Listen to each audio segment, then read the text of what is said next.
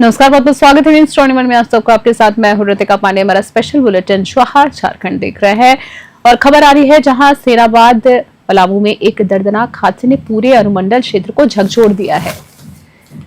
नगर पंचायत क्षेत्र के पछियारी जपला में 11,000 केवी लाइन में आए फॉल्ट को ठीक करते समय सरहो गांव के निवासी गंगा कुमार बिजली की चपेट में आ गए थे। उन्हें प्राथमिक उपचार के बाद रेफर कर दिया गया है। आपको बता दें, उन्हें प्राथमिक उपचार के बाद बेहतर इलाज के लिए मोदिन नगर स्थित MMCH रेफर कर दिया गया है, जहां इलाज के दौरान उनकी मौत हो गई है। इस घटना के तुरंत बाद हुसैनाबाद की बिजली आपूर्ति पूरी तरह से ठप हो गई है, जिससे शहर और आसपास के इलाके अंधेरे में डूब गए हैं।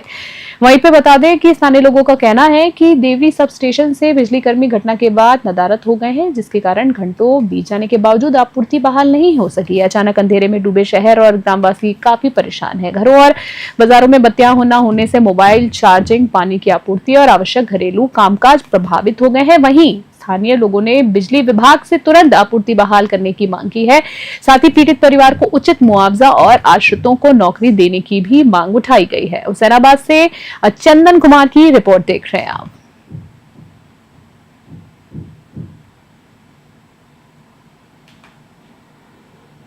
नारायणपुर स्थित कस्तूरबा गांधी बालिका आवासीय विद्यालय में शॉर्ट सर्किट से अचानक आग लग गई है। धुआं फैलने से 23 छात्राओं की तबीयत बिगड़ी है और साथ ही साथ उन्हें तुरंत CHC नारायणपुर में भर्ती कराया गया है। घटना की सूचना मिलते ही झारखंड के स्वास्थ्य मंत्री डॉक्टर इरफान अंसारी ने अपने सारे कार्यक्रम रद्द कर दिए हैं और अस्पताल पहुंचे हैं। मंत्री के पहुंचते ही अस्पताल स्टाफ अलर्ट मोड पर आ गया और तेजी से उपचार में जुट गया है। बता दें, डॉक्टर अंसारी ने मीडिया को बताया है कि सभी बच्चियां सुरक्षित हैं और जरूरत पड़ने पर उन्हें बड़े अस्पताल में भेजा जाएगा। मंत्री ने बताया है कि यह घटना बारिश और बिजली गिरने के कारण हुई है, लेकिन स्वास्थ्य कर्मियों और समाज सेवियों की तत्परता से बड़ी त्रासदी टल गई है। उन्होंने अस्पताल का निरीक्षण करते हुए स्पष्ट निर्देश दिए हैं कि स्वास्थ्य विभाग की हर जरूरत तुरंत पूरी की जाएगी और इलाज में किसी भी तरह की लापरवाही बर्दाश्त नहीं की जाएगी। रामताड़ा से शेख शमीम की रिपोर्ट देख रहे हैं आप।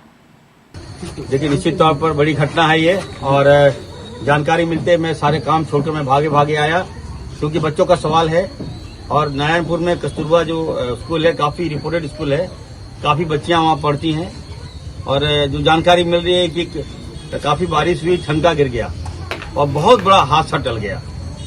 कोई कैजुअलिटी नहीं हुई है और हमारे डॉक्टर काफी मुस्तैद है यहाँ पर।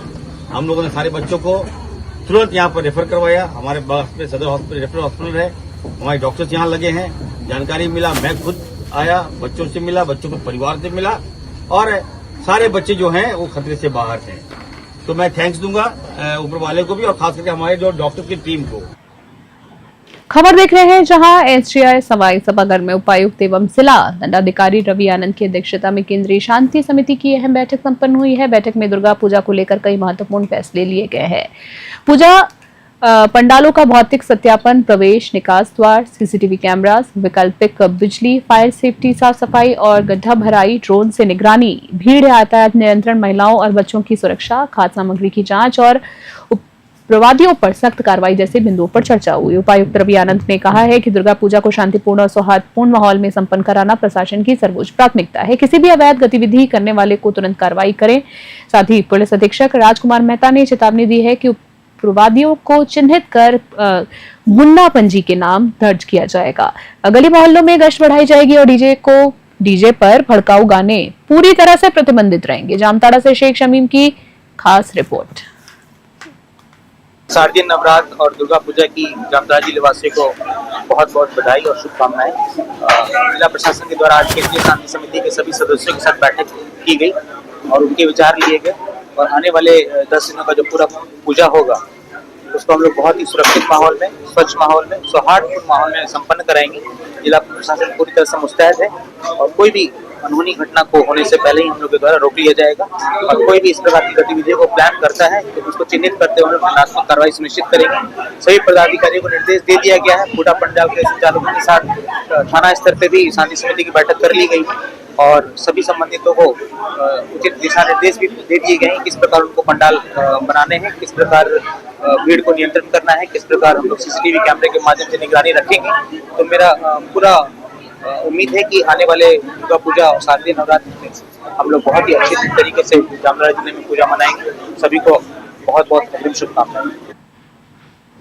जिला स्तरीय खेल प्रतिभा चयन प्रतियोगिता आयोजित की गई है। ये प्रतियोगिता JSS-PS आवासीय प्रशिक्षण केंद्र और सेंटर ऑफ एक्सीलेंस के लिए आयोजित की गई थी, जिसमें लगभग 400 खिलाड़ियों ने हिस्सा लिया है। बात करें तो 10 से 14 वर्ष तक के खिलाड़ियों का चयन आवासीय और JSS-PS के लिए किया जा रहा है, जबकि 16 से 22 वर्ष आयु वर्ग के खिलाड़ियों का चयन सेंटर ऑफ एक्सीलेंस के लिए किया गया है। चयनित खिलाड़ी रांची में होने वाले फाइनल प्रतियोगिता में भाग लेंगे। विशेषज्ञ द्वारा खिलाड़ियों का कौशल प्रशिक्षण किया गया है और प्रतिभागियों की पहचान भी की गई है। जिला खेल पदाधिकारी ने बताया है कि इस तरह से आयोजन खिलाड़ियों में उत्साह बढ़ाते हैं और उन्हें आगे बढ़ने का अवसर देते हैं। चयन प्रक्रिया अगले दिन भी जारी रहेगी, जिसके बाद चुने गए खिलाड़ी राज्य स्तर पर अपनी प्रतिभाएं भी दिखाएंगे। दुमका से आशीष यादव की रिपोर्ट। पुलोजानो मेडिकल कॉलेज दुमका के ब्लड बैंक में भारतीय जनता पार्टी द्वारा सेवा पखवाड़ा कार्यक्रम के तहत आज भाजपा युवा मोर्चा के जिलाध्यक्ष रुपेश मंडल के नेतृत्व में रक्तदान शिविर का आयोजन किया गया है। कार्यकर्ताओं ने रक्त देकर प्रधानमंत्री नरेंद्र मोदी को जन्मदिवस की शुभकामनाएं दी हैं। रक्तदान के पश्चात जिलाध्यक्ष गौरव कांत ने कहा है कि प्रधानमंत्री सदैव समाज सेवा, राष्ट्रहित और जन कल्याण के लिए कार्य करते रहे हैं। उनके जन्मदिवस पर सेवा कार्य करना अच्छी और सच्ची शुभकामनाओं का प्रतीक है। उन्होंने बताया है कि रक्तदान महादान है और इस प्रकार के आयोजन समाज को नई दिशा भी देते हैं। युवा मोर्चा के अध्यक्ष रुपेश मंडल ने कहा है कि प्रधानमंत्री ने देश में सेवा पखवाड़े की परंपरा शुरू की है, जिसके अंतर्गत हर कार्यकर्ता समाज हित में कार्य करता है। रक्तदान जीवन दान है और साथ साथ मानवीय संवेदना और सामाजिक उत्तरदायित्व का भी प्रतीक है। दुमका से आशीष यादव की रिपोर्ट।